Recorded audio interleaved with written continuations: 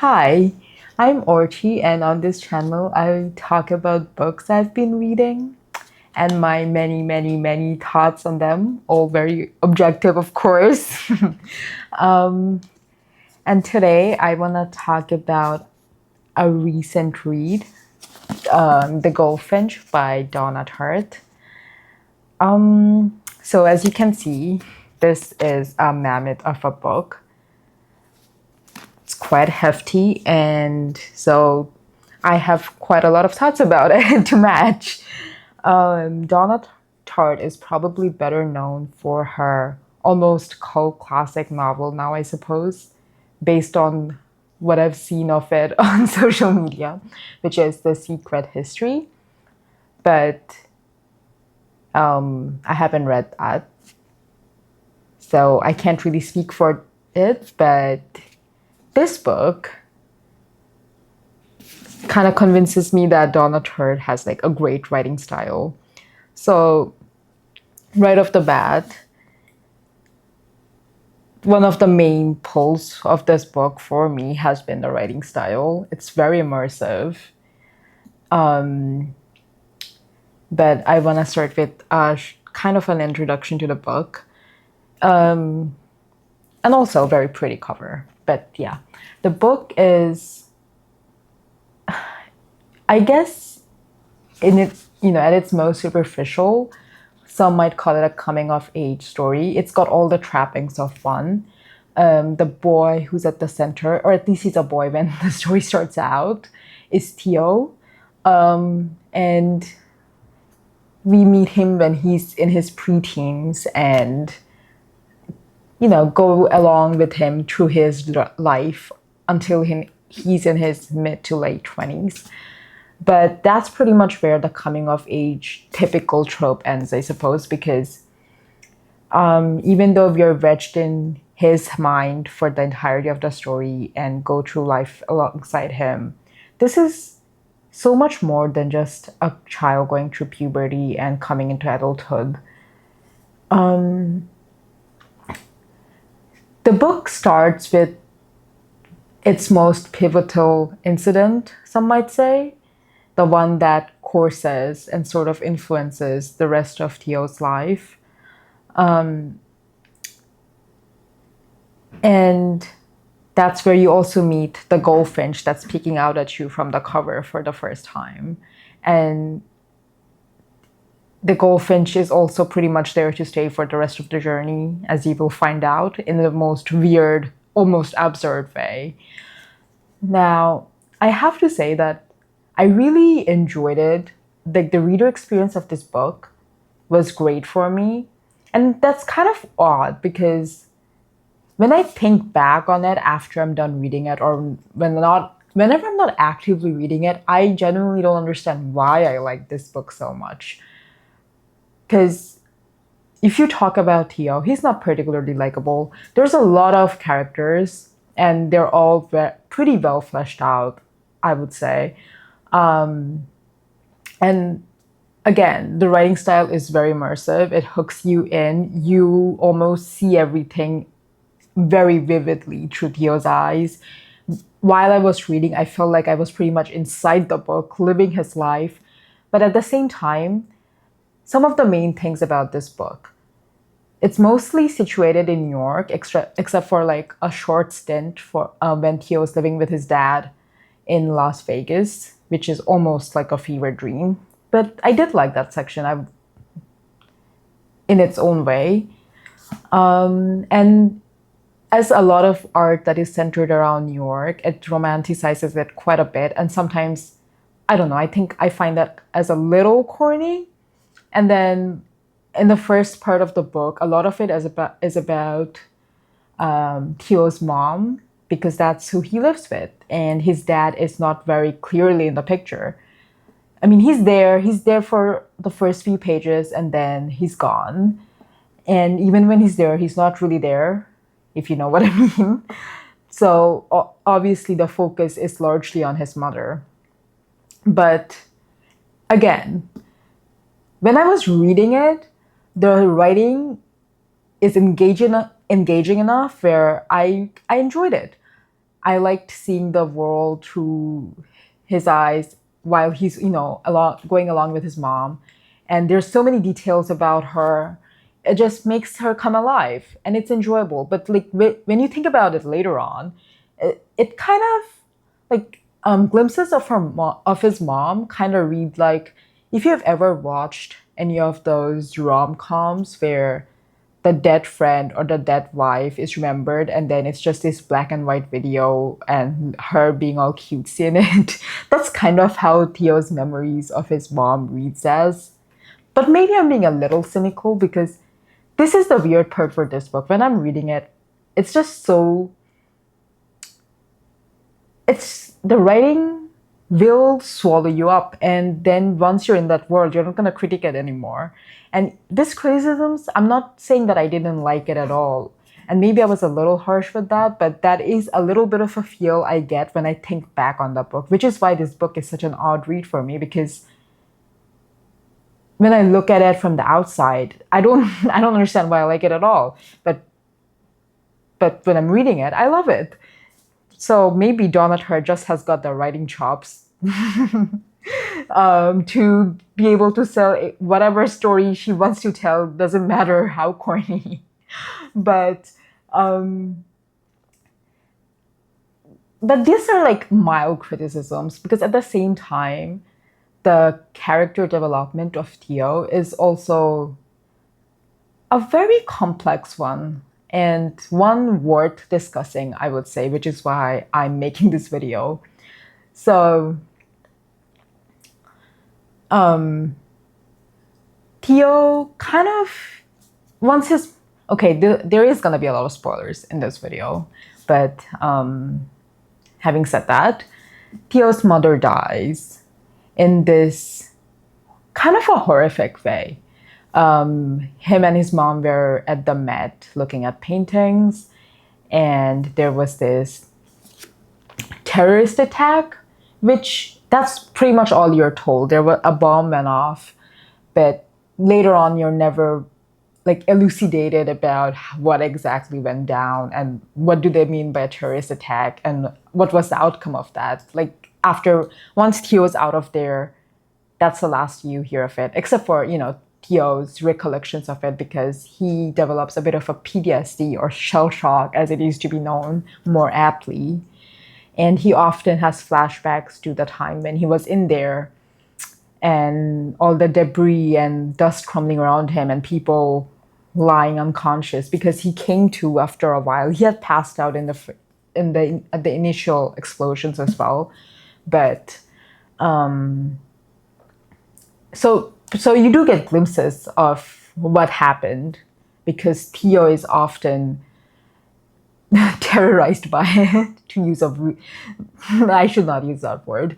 Theo is often gets nightmares about it and has even when he's awake he often gets flashbacks. But yeah, that's another thing that it's never clarified what exactly happened. But anyways, maybe this is just, because it's from Theo's point of view and Theo never looks into it ever again. And, that's understandable. It's not something he wishes to relive any more than he already has to because, of his psyche. But after his mom dies, he goes through this period of uncertainty and his dad doesn't even show up, even though we hear from multiple people that it was in the news. And his mom's death was also in the newspapers, but his dad does not reappear even after that.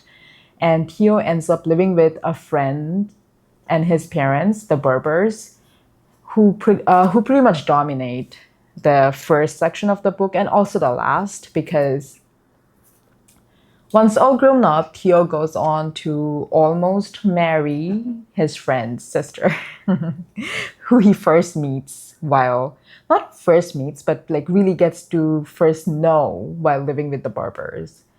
Now, Mrs. Barber, Samantha Barber, who makes the decision that he should just live with them because otherwise he would have ended up in the foster care system, is a very interesting character, and I really enjoyed her character. Her and Hobby, the man Theo almost gets sort of adopted by later on, probably are my favorite characters in the book. they're yeah, but moving back to Theo. Theo goes to live with the Barbers, and he goes through this time when he's very numb to everything. He's not interested in anything. He doesn't fully recover from the shock of his mother's death for a very long time. He kind of loses all interest in living, and even though he eventually gets out of it somewhat and becomes a somewhat functional person, the fact remains that the shock of that event haunts him pretty much for the rest of his life, at least for the rest of whatever we see of his life in this book. And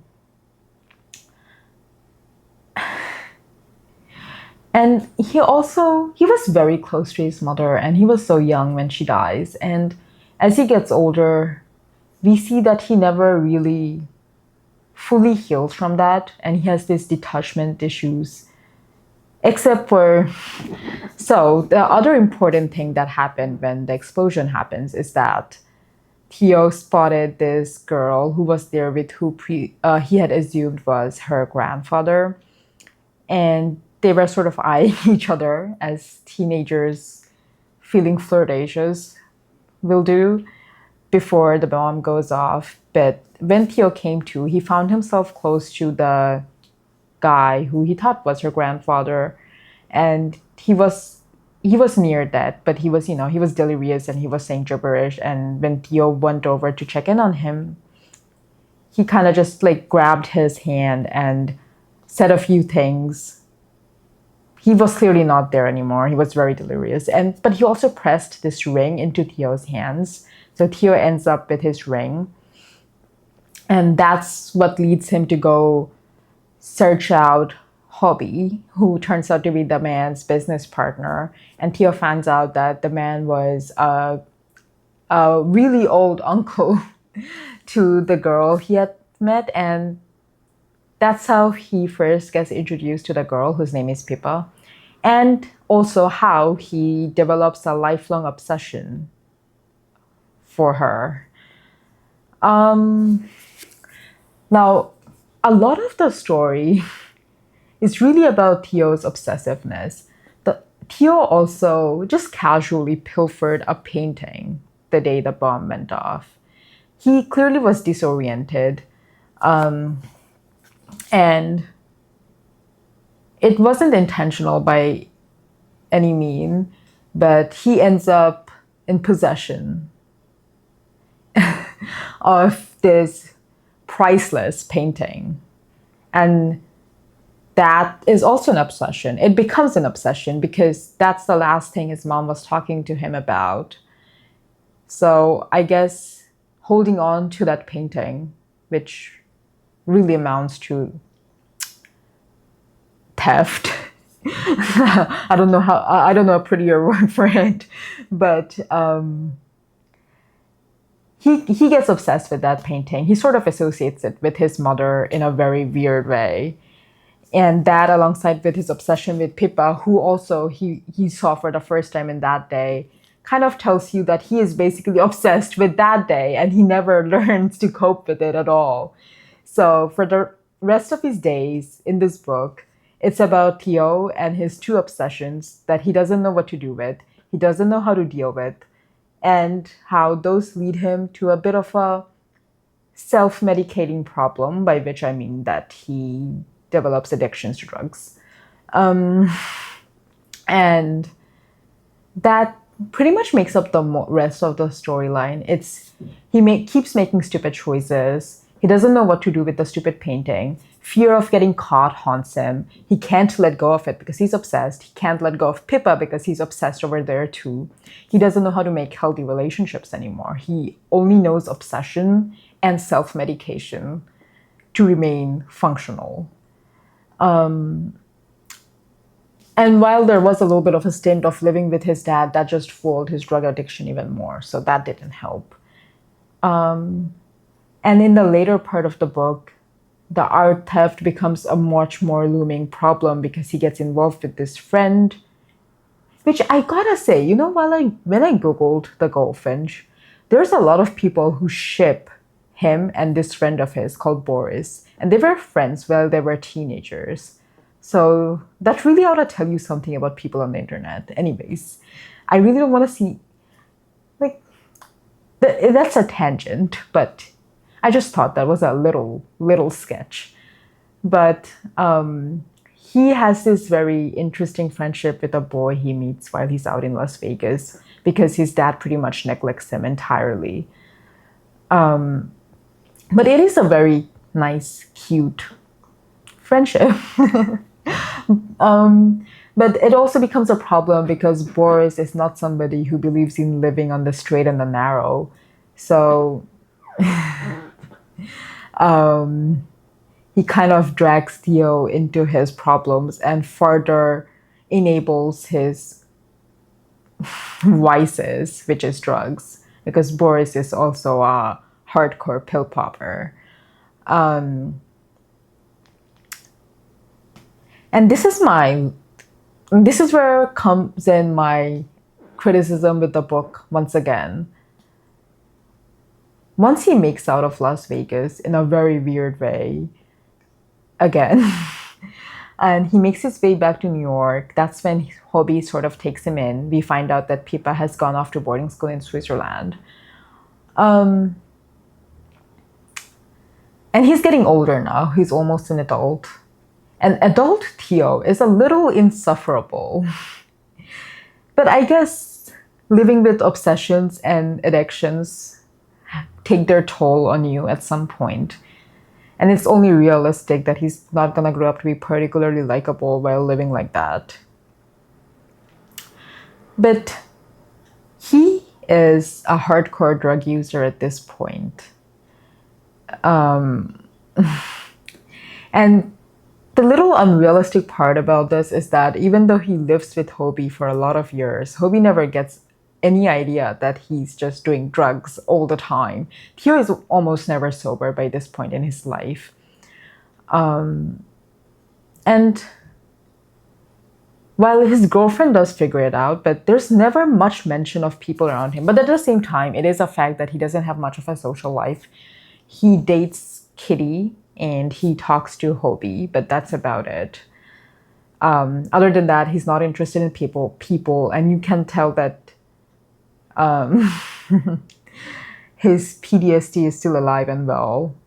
And he never really treats himself for any of these things or look for any other help other than in drugs for them. So after a while, like in the last third of the book, I feel like the book just didn't go anywhere because, again, the writing is great. I love Hobie's house. The weird observation I want to make is that Hobie's house and Donna Tartt's writing kind of have the same vibe. His house is like almost an antique shop because he has an antique shop, which is a hark to The Old Curiosity Shop by Charles Dickens, if you've read that, which makes sense because I've watched like Donna Tartt interviews and I think a big inspiration for her has been Charles Dickens. And that kind of makes sense because when I found that out, I realized that the Goldfinch and The Great Expectations by Charles Dickens, if you have read that, has quite a few parallels. The Great Expectations is also about two teenagers, a boy and a girl, and about obsession. Yeah, it is very similar. Even though I can't say I care for Charles Dickens all that much, but I do like Tartt's writing. They're both verbose writers, but I just prefer Tartt's verbosity to Dickens's, I guess. And it's often funny. The book has humor and the descriptions are great.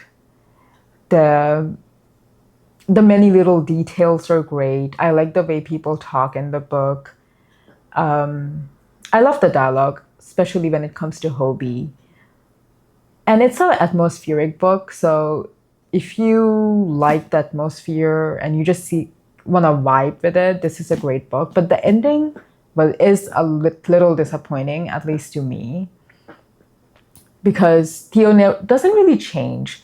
we just see him in a headlong spin into, I don't know, cataclysm right off the bat. And it remains a downward spiral throughout. He never really takes a turn for the better. Even if he does, it's usually short-lived and never very sincere. And that's how it ends. He stays the way he is. He remains heavily addicted. He self-isolates. He doesn't talk to people. He can't really care about anything enough to get out of the addiction or want to do anything. So he basically just never recovers from this one incident that happens in his childhood. And there are beautiful lines about it. It's expressed very beautifully, but Theo himself just seems to go nowhere to me.